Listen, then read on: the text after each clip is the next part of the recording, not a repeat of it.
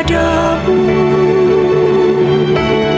Untuk Engkau aku hidup, untuk Engkau aku mati.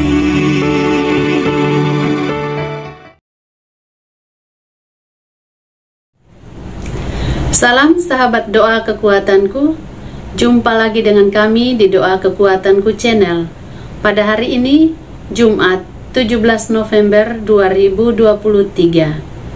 Sapaan Sabda Tuhan diambil dari Injil Lukas bab 17 ayat 26 sampai dengan 37. Doa kita akan bersama dengan Suster Maria Stefanita PRR dan renungan bersama dengan saya, Suster Maria Sifra PRR. Mari Bapak Ibu para sahabatku yang terkasih, kita mengawali hari ini dengan terlebih dahulu mengundang kehadiran Roh Kudus dengan menyanyikan bersama lagu Datanglah Roh Kudus.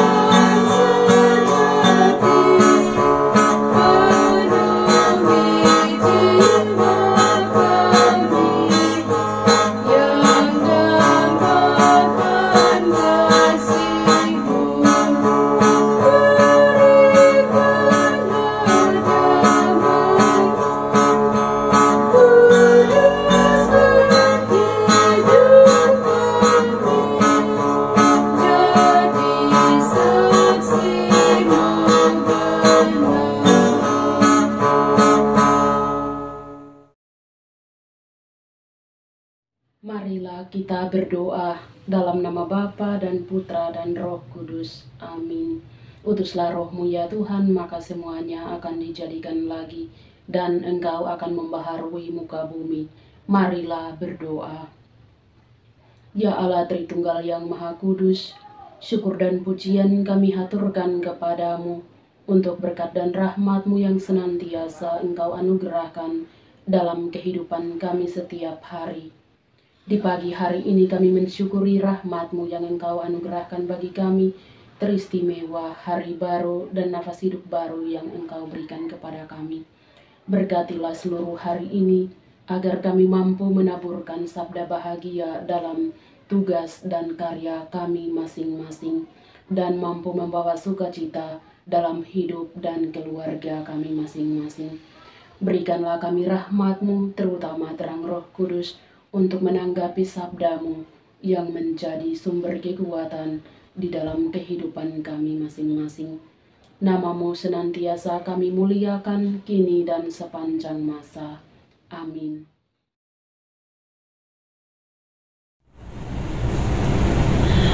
Sapaan Tuhan diambil dari Injil Lukas bab 17 ayat 26 sampai dengan 37. Dan sama seperti terjadi pada zaman Nuh, demikian pula lah halnya kelak pada hari-hari Anak Manusia. Mereka makan dan minum, Mereka kawin dan dikawinkan sampai kepada hari Nuh masuk ke dalam bahtera. Lalu datanglah air bah dan membinasakan mereka semua. Demikian juga seperti yang terjadi di zaman Lot. Mereka makan dan minum, mereka membeli dan menjual, mereka menanam dan membangun. Tetapi pada hari Lot pergi keluar dari Sodom, turunlah hujan api dan hujan belerang dari langit dan membinasakan mereka semua. Demikianlah halnya kelak pada hari di mana Anak Manusia menyatakan dirinya.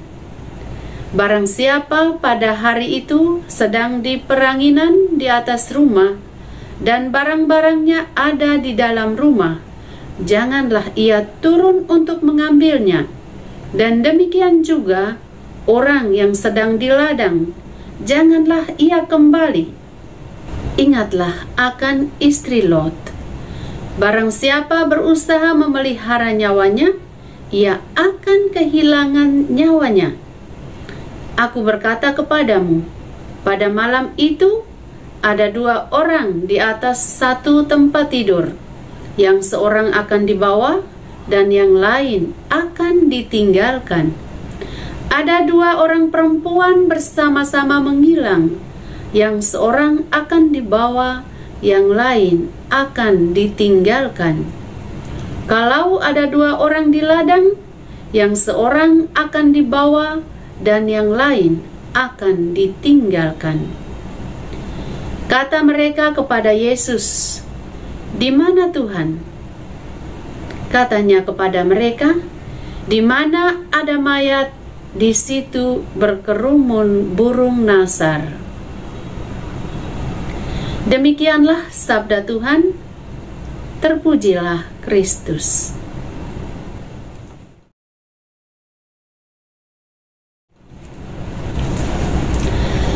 Bapak Ibu, para sahabatku yang dikasihi Tuhan, permenungan kita hari ini saya beri judul Tetap Setia pada Tuhan di Tengah Kesibukan Sehari-hari. Renungan dari teks ini mengajak kita untuk selalu siap dan berjaga-jaga menghadapi kedatangan Anak Manusia. Perbandingan dengan zaman Nuh dan zaman Lot menunjukkan bahwa kehidupan sehari-hari bisa terjadi begitu saja tanpa peringatan, dan pada saat itu kesiapan hati kita akan menjadi sangat-sangat penting. Teks ini juga menekankan pentingnya menempatkan Tuhan sebagai prioritas utama dalam hidup kita, karena pada akhirnya hanya kesetiaan kepadanya yang akan memastikan keselamatan kita. Kesetiaan kita kepada Tuhan dapat tercermin dalam tindakan-tindakan kita sehari-hari, dan kita diingatkan untuk tidak terlalu terikat pada hal-hal duniawi, untuk tidak terlalu terikat pada dunia ini, tetapi fokus kepada hal-hal yang kekal. Bapak Ibu, para sahabatku yang dikasihi Tuhan, ada banyak kenyataan hidup zaman sekarang yang mengingatkan kita akan pentingnya menjalin kesetiaan kita pada Tuhan di tengah kesibukan harian kita. Misalnya, yang pertama, keseharian kehidupan keluarga modern. Mari kita lihat bersama. Seperti pada zaman Nuh, manusia saat ini juga sibuk dengan kehidupan sehari-hari, seperti pekerjaan, sekolah, aktivitas sosial lainnya. Konsep makan, minum, dan berkumpul bersama keluarga tetap relevan dalam kehidupan zaman ini. Namun, terkesan menjadi renggang karena masing-masing orang sibuk dengan aktivitasnya. Dalam keadaan yang seperti ini, kita diajak untuk tetap setia pada Tuhan. Jangan sampai kita lupa bersyukur, jangan sampai kita lupa berdoa, dan jangan sampai kita lupa akan hal-hal yang mendekatkan diri kita pada Tuhan. Yang kedua, tantangan dalam pekerjaan dan bisnis. Seperti pada zaman Lot, banyak orang terlibat dalam pekerjaan, dalam bisnis, dalam aktivitas ekonomi. Kesibukan ini seringkali membuat seseorang fokus pada aspek duniawi, fokus pada aspek materi, sehingga penting untuk tidak terlalu terikat pada hal-hal duniawi. Penting bagi kita untuk meninggalkan sejenak apapun kesibukan kita dan kembali kepada Sang Pemberi semuanya itu.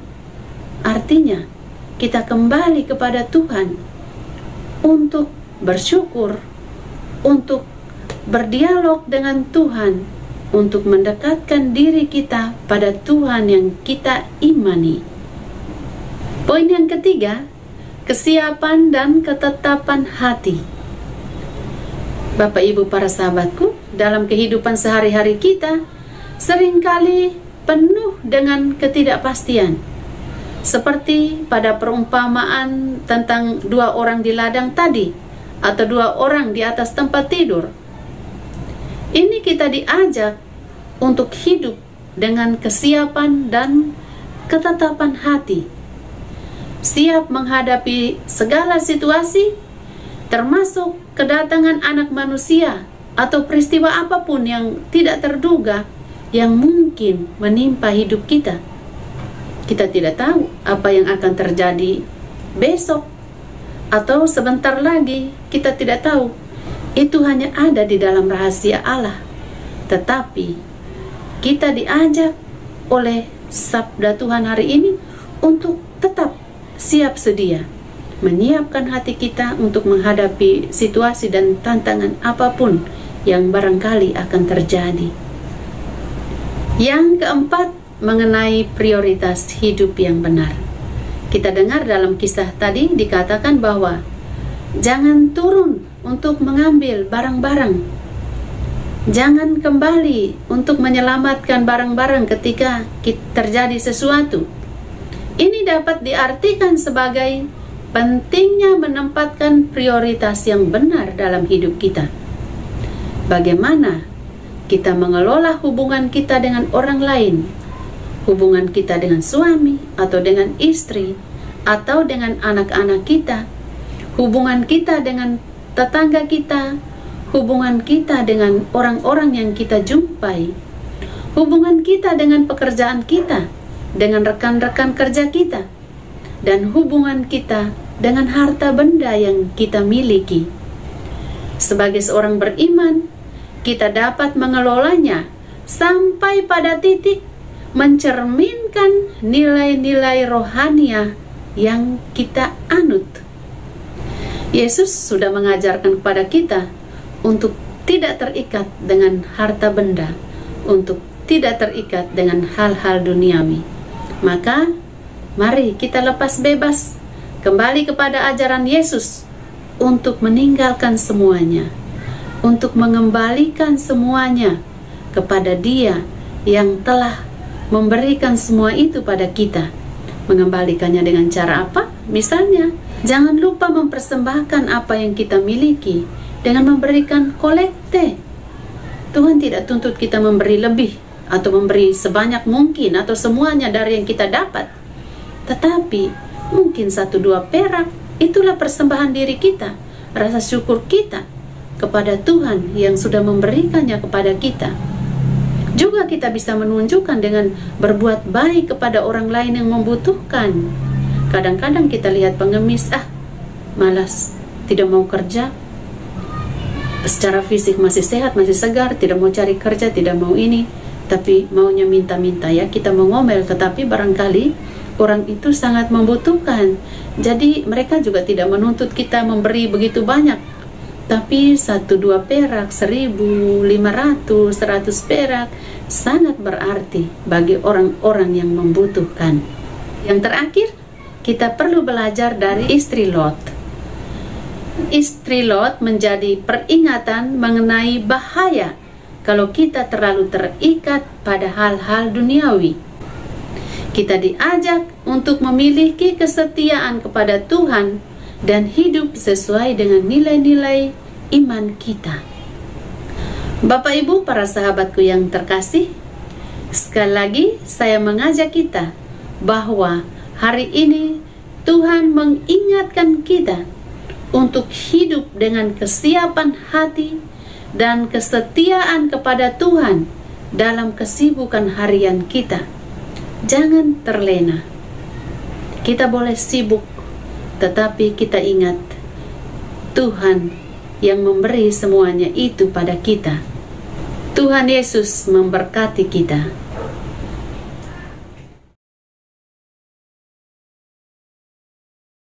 Mari kita panjatkan doa dan permohonan kita ke hadirat Tuhan. Bagi negara-negara yang sedang berperang, terutama negara Israel dan Palestina.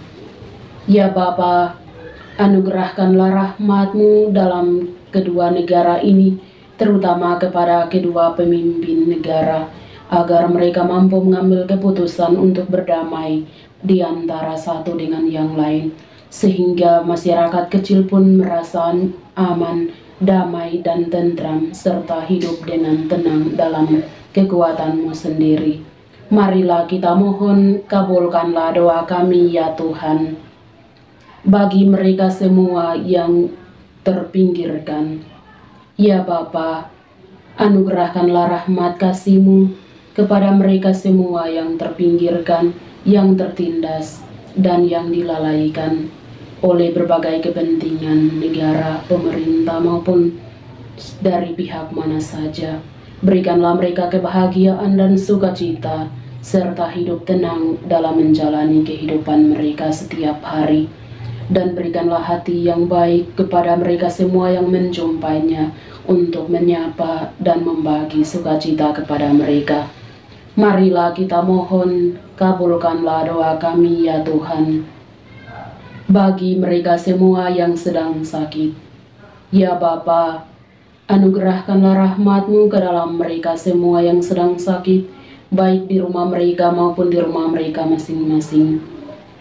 Dan berikanlah kekuatan kepada mereka untuk mengalami sukacita dan harapan akan kesembuhan dalam menanggung setiap penderitaan hidup mereka. Dan berikanlah jalan bagi mereka, terutama mereka mampu mengutarakan setiap penderitaan mereka bersama Engkau yang tersalib. Marilah kita mohon, kabulkanlah doa kami ya Tuhan. Mari kita hening sejenak untuk menyampaikan doa permohonan kita ke hadirat Tuhan.